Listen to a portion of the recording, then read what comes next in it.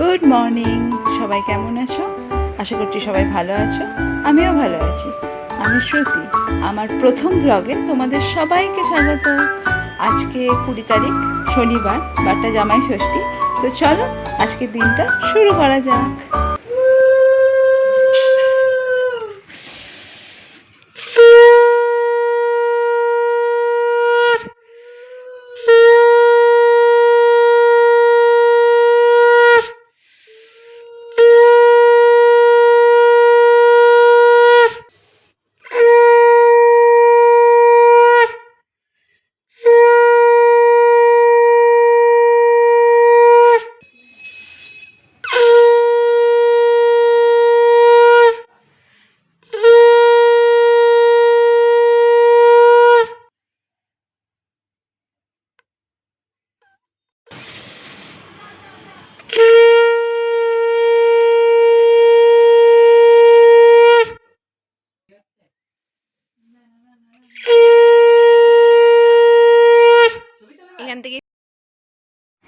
এখানে এখন চলছে আমার আশীর্বাদের পর্ব। আমার আশীর্বাদের পর্ব মিটে গেলে হবে খাওয়া দাওয়া, গিফট নেওয়া। তারপরে না আমরা একটু বেরোবো। জানো তো, ছোটোবেলা থেকে আমি কোনো দিনই আমার বাবাকে জামাই ষষ্ঠী নিতে যেতে দেখিনি। তার কারণ হচ্ছে আমার দিদা অনেক আগেই মারা গেছেন। আমার মা তখন অনেক ছোট, তখন আমার দিদা মারা যান। তারপর থেকে আমার দাদুর কাছেই আমার মায়েরা মানুষ। তো আমার দাদু যতদিন বেঁচে ছিলেন, আমার মামিমারা আমার বাবাকে ডাকতেন এবং তারা সেখানে খাওয়া দাওয়া অনুষ্ঠান করতেন। এসব ষষ্ঠীর ফোঁটা, নিয়ম পালন, এসব কোনো কিছুই আমি কোনো দিন দেখিনি বা হয়নি। তাই এইসব প্রথম, যদিও এটা আমার প্রথম বছর নয়, এটা আমার দ্বিতীয় বছর। তো সেই জন্য আমার এই জিনিসগুলো না প্রথম থেকেই প্রচণ্ড ভালো লাগে। আর তখন যখন ছোটোবেলায় মামার বাড়ি যেতাম, তখনও কিন্তু সবাই মিলে আনন্দ উল্লাস হইচই করেই দিনগুলো কাটতো। বেশ মজা হতো কিন্তু।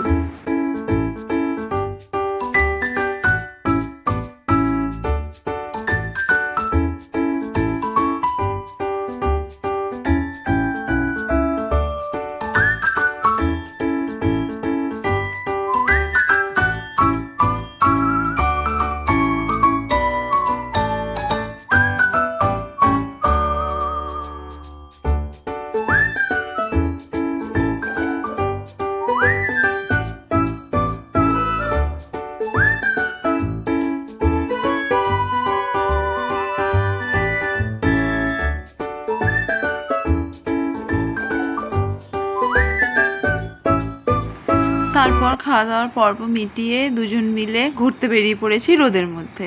না না, ঠিক ঘুরতে নয়, আমার একটা কাজেই গিয়েছিলাম। আগে যেটা বিগ বাজার ছিল, এখন যেটা স্মার্ট বাজার হয়েছে, ঠিক তার পাশেই রয়েছে আর্কেড। তো আমরা দুজন মিলে গিয়েছিলাম আর্কেডে। আসলে আমার না ফোনের প্রোটেক্টরটা খুব বাজে রকমভাবে নষ্ট হয়ে গেছে। তো সেটাই আমি ঠিক করতে আসি এখানের একটা দোকানে। আর এইখানে যে ভাইটার কাছে আমি আমার প্রোটেক্টরটা ঠিক করাই, সেই ভাইটা না অসম্ভব সুন্দর নিখুঁতভাবে কাজ করে। তো সেই জন্যই আমি বারবার ওর কাছেই আসি। এর আগেও আমি দু এক জায়গায় প্রোটেক্টর লাগিয়েছিলাম, কিন্তু তার ভেতরে না একটা ফাঁপা ভাব থেকে যায়। সেই জন্য না কাজ করতে বড্ড অসুবিধা হয়। সেই জন্য আমি এই ভাইটার কাছে আসি। আর দেখো, এই ভাইটা কত সুন্দরভাবে প্রোটেক্টরটা লাগিয়ে দিচ্ছে। কোনো রকম কোনো গ্লিচ বা কোনো রকম কোনো ফাঁপা ভাব কোনো কিছুই থাকে না এই ভাইটা প্রোটেক্টরটা লাগানোর পর। আমার সেই জন্যই না ভীষণ ভাল লাগে যে এই ভাইটা এত নিখুঁত কাজ করে। আর তোমরা দেখো কি সুন্দরভাবে ভাইটা প্রোটেক্টরটা লাগিয়ে দিয়েছে। তারপর আমি নিজের জন্য দেখছিলাম কিছু কভার। তো আমার পারফেক্ট ফোনটায় না ভাইটা একটা আকাশি রঙের কভার লাগিয়ে ফেলেছিল। আমি বললাম প্লিজ এটা খোলো, কারণ এই পার্পেলটার সাথে এই আকাশিটা একেবারেই যাচ্ছে না। পার্পেল কালারের কভার ছিল না, সেই জন্য আমাকে অ্যাশ কালারের কভারই নিতে হলো।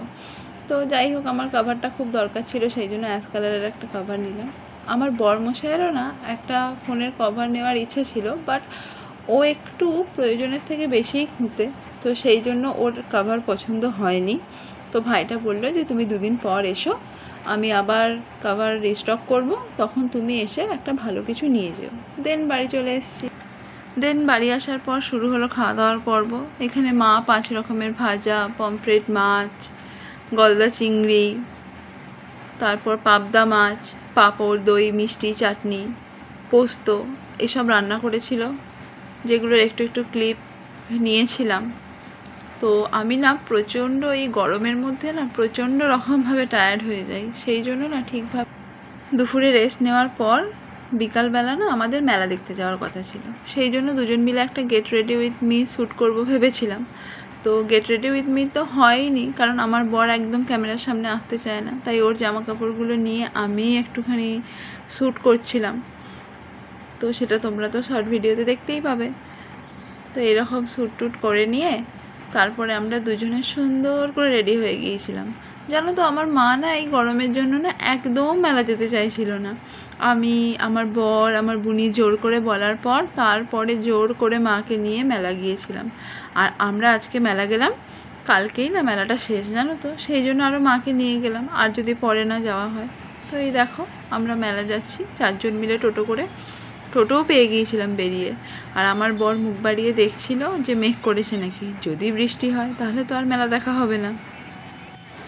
তারপর এইসব ভাবতে ভাবতে দেখতে দেখতে আমরা গিয়ে পৌঁছালাম মেলার মাঠের সামনে। আর জানো সেদিন জামাই ষষ্ঠী ছিল বলে মেলায় এত ভিড়, মানে ধারণা করা যাচ্ছে না।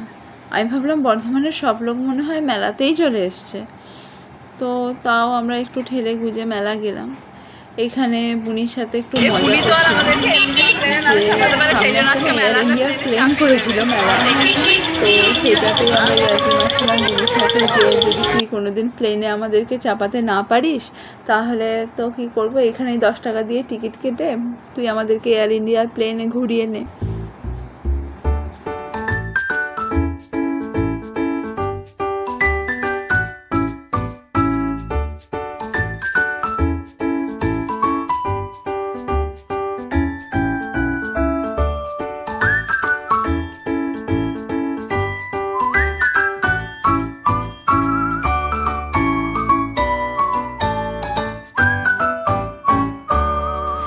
তো এয়ার ইন্ডিয়ার ভেতর দিয়ে আমরা এখন যাচ্ছি মেলা দেখার জন্য।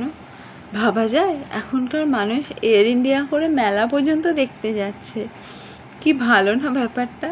তো এয়ার ইন্ডিয়ার ভেতর থেকে আমরা বেরিয়ে গেছি মেলার মাঠে।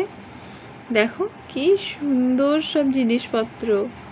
আমার না ওই বাটারফ্লাই দেওয়া যে ক্লিপগুলো ওগুলো না ভীষণ পছন্দ, কিন্তু আমার না হেয়ারে একদম থাকবে না, সেই জন্য আমি আর অযথা নিই না। আর ছোটোবেলা থেকেই জানো তো আমার না মেলা জিনিস কেনার থেকে আমার না মেলার চারিদিকে খুব সুন্দর করে সাজানো গোছানো রং বেরঙের জিনিস, এইগুলো দেখতে না ভীষণ ভাল লাগে। তো সেই জন্য আমি আরও বেশি মেলা যেতে পছন্দ করি। এই ক্লিপগুলোর কথা বলছিলাম, এইগুলো আমার না হেয়ারে থাকবে না, ওই জন্য আমি আর নিলাম না। তারপরে এখানে কিছু বেঙ্গলস দেখছিলাম। তো তারপরে আমার মা ওই সাইড থেকে আমাকে মনে করিয়ে দিল যে এরকম 3-4টে আমার বাড়িতে এখনও রয়েছে, আমি বিয়ের আগে কিনেছিলাম। তো সেই জন্য আমি জিনিসটাকে ছেড়ে দিলাম বাধ্য হয়ে। তারপরে আমি আর আমার বোনু মিলে কিনে নিয়েছিলাম দুজনে দুটো রাধা কাউন্টার। তো কাউন্ট তো করা হয় না, কিনে রেখেছি, যখন পারবো চলো তাহলে মেলাটা একটু ঘুরে দেখি আর তোমাদেরকেও দেখাই যে কী কী বসেছে মেলায়।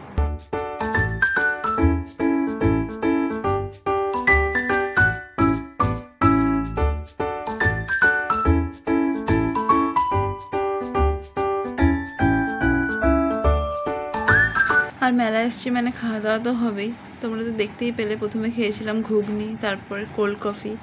আর এই চুড়িগুলোকে না মনে হয় কাশ্মীরি চুড়ি বলে। তো আমার বোন তো অলরেডি প্রথমে ঢোকার আগে একটা কিনেই ছিল একটা কালারের, দেন তারপরে ও না ইয়াররিংস খুঁজছিল, ইয়াররিংস পায়নি বলে না মায়ের কাছ থেকে আবার চুড়ি নিয়েছে। দেন তারপরে আমরা সবাই মিলে হেঁটে হেঁটে চলে গিয়েছিলাম হচ্ছে বিরিয়ানি নিতে। আর এই সুন্দর ভিডিওটা না আমার বোন পেছন থেকে নিয়েছিল। তো বিরিয়ানি নিয়ে আমরা চলে যাব এবার বাড়ি। তো বাই, আজকের মতন এইটুকুনি থাক, দেখা হবে আবার একটা অন্য কোনো ব্লগে। Like, comment, subscribe.